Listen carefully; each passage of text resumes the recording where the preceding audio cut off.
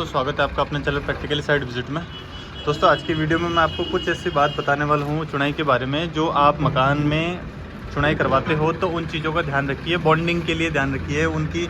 अगर हम दीवारें बनवाते हैं मजबूती के लिए बनवाते हैं, और मजबूती के लिए ही हमारी सबसे बड़ी जो चीज़ होती है वो होती है उनकी बॉन्डिंग।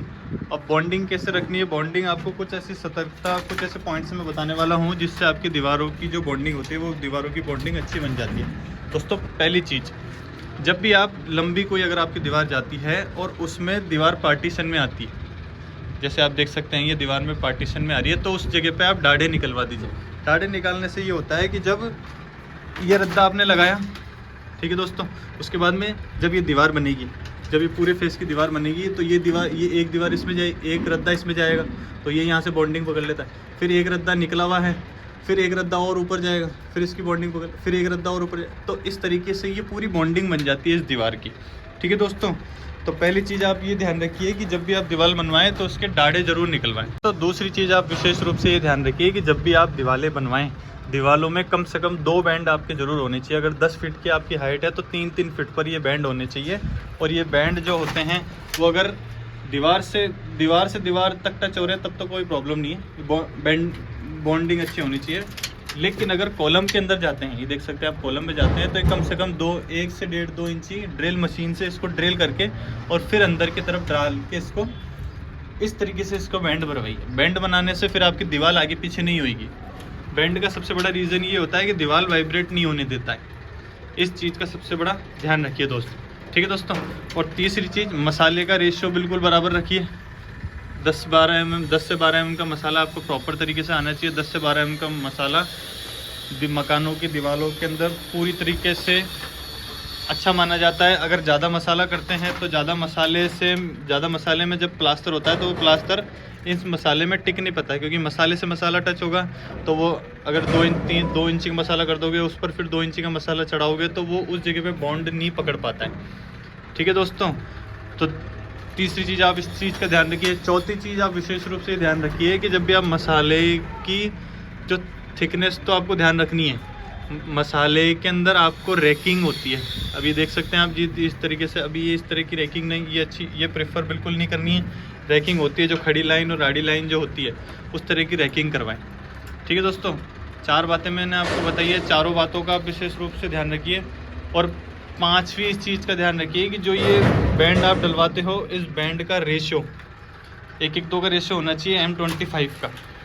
ठीक है दोस्तों, 1:2 का रेशियो ही सीमेंट ही सबसे बड़ी जो चीज़ होती है मजबूती रखने के लिए, सीमेंट ही सबसे बड़ी मजबूती होती है। तो उसी को मजबूती के लिए आपको बैंड की जो व्यवस्था होती है, वो बैंड की व्यवस्था आपकी अच्छी होनी चाहिए। दोस्तों, छठी बात आप इस चीज़ का ध्यान रखिए कि दीवार सावल सूत में होनी चाहिए।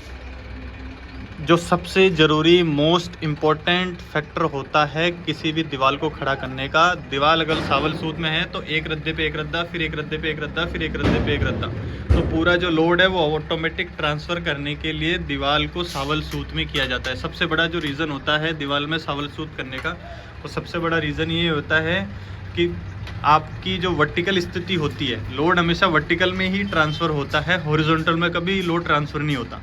हॉरिजॉन्टल में तो लोड केयरिंग होता है, लेकिन जो लोड ट्रांसफ़र होता है वो वर्टिकल स्थिति में होता है। और आपकी दीवार जो है होती है वो वर्टिकल स्थिति में होनी चाहिए। कॉलम भी अगर वर्टिकल है तो कॉलम भी बीम से लोड देता है, बीम से फिर कॉलम में लोड जाता है, फिर कॉलम से फुटिंग में जाता है, फुटिंग से पीसीसी में जाता है, तो वो लोड ख़त्म हो जाता है। इसी तरीके से दीवार से लोड जाता है बीम में, बीम से फिर वापस जाता है दीवार में, फिर दीवार से बीम में, बीम से दीवार में, फिर दीवार से फुटिंग में, फिर फुटिंग से ज़मीन के ऊपर लोड ट्रांसफ़र हो जाता है। तो इसलिए सावल सूत में हम इसलिए ध्यान देते हैं। मिस्त्री के पास अगर सावल सूत नहीं होता तो आप उस मिस्त्री को तुरंत नीचे उतार दीजिए, उससे काम मत करवाइए।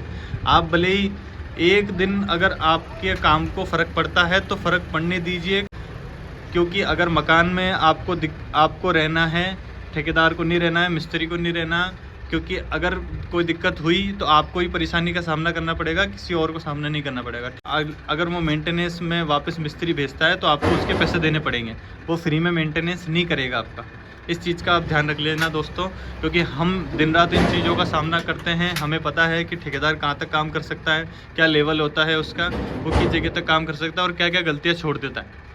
तो मैंने आपको जो गलतियां बताई है वो अधिकतर ठेकेदार छोड़ते हैं, जिससे बाद में आपको परेशानी का सामना करना पड़े और फिर आप उनके पास जाए, फिर वो मेंटेनेंस के अलग से मिस्त्री भेजेगा, फिर उसके अलग से पैसे काटेगा, तो वो चीज़ें होने लग जाती है और वो आपकी अंदर वो सामने की तरफ आपको दिखता नहीं है, लेकिन इनडायरेक्टली में आपके पैसे खर्च हो ही जाते हैं। तो सीधे सीधे तौर पे आपके खर्च नहीं करवाते, लेकिन ठेकेदार अंदर से आपके पैसे खर्च करवाता है। तो इस चीज़ का विशेष रूप से ध्यान रखिए दोस्तों। मैंने जो पॉइंट्स बताए हैं उन पॉइंट्सों का आप ध्यान रखिए दीवार के अंदर। ठीक है दोस्तों, आई होप वीडियो आपको अच्छी लगी होगी। अगर वीडियो अच्छी लगे तो हमारे चैनल को लाइक शेयर एंड सब्सक्राइब जरूर करिएगा।